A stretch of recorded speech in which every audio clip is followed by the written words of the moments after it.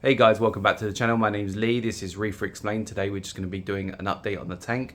I did part 1 and I never followed up with part 2 of how this tank was running at the 10-day mark. So 10 days of being away on holiday, how would a tank run? What kind of things came up?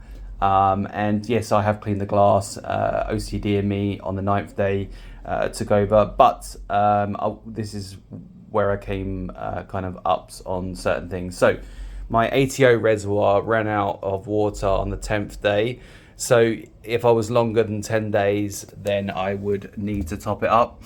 What I'm going to do is put a 5, I think it's a 5 or a 10 litre slim one next to it with a pump, an ATO on this glass here on the perspex of the front of this, and then with a Wi-Fi plug I can control that. I can see this anyway online through my portable camera, so that this will give me greater control.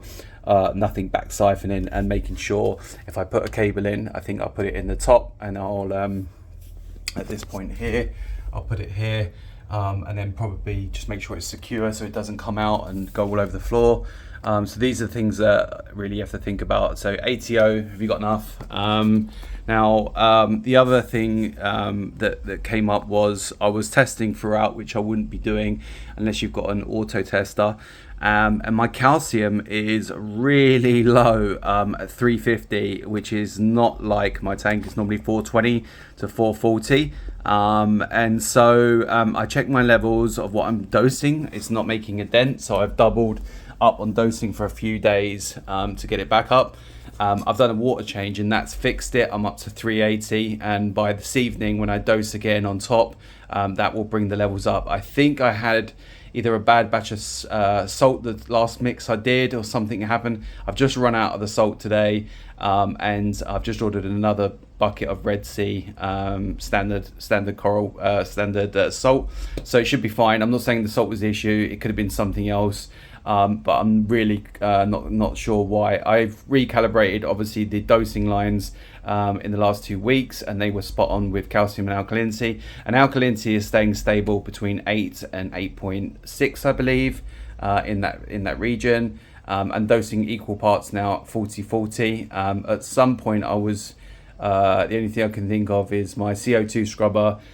My pH was going through the roof here. It was 8.4 something, and it was using more alkalinity drawing, so I had to increase that. But then I didn't increase my calcium. I don't know if that had a negative effect on the situation. So that could be one thing. The other thing I noticed when I was away, obviously the glass was quite bad. After around sort of 6-7 days, it started to get quite kind of foggy, with a little bit of algae, but nothing too crazy. All the pumps were working just fine.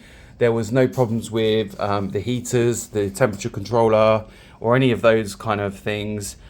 Just making sure that the dosing containers will be filled up when I leave the day before, and I'll check everything, but I will not be cleaning or touching anything on the tank 4 days before I go away, just to make sure that the skimmer is working correctly. Now at the moment the skimmer's been working like a treat, but today, because I've done a water change, this will take a day and a half roughly to settle back in, as there is no nutrients in this to be skimmed out, so to speak. I've not cleaned the cup, so that's where we're at. The cup was running well as well. It didn't really need cleaning. It was getting quite mucky, but it was completely fine.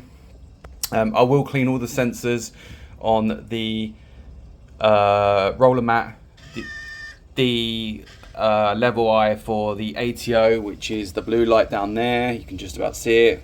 Let's have another look down there. So there it is on the left. Everything else has been running tip top on the tank. Feeding wise, I've been dumping in once a day, twice a day, frozen food and some pellet flake food. But when I'm away, it will be purely on pellet food with a ring in the tank to stop any of the flake food going down the overflow. I will do one more water change roughly a week before I go away, just to make sure everything's tip top running, and clean all the pumps on inside the display. The return pump and everything else has been fine. It's only about a month old. I don't see any going to be a lot of detritus build up on there. In the tank wise, everything's doing well, apart from obviously the calcium issue.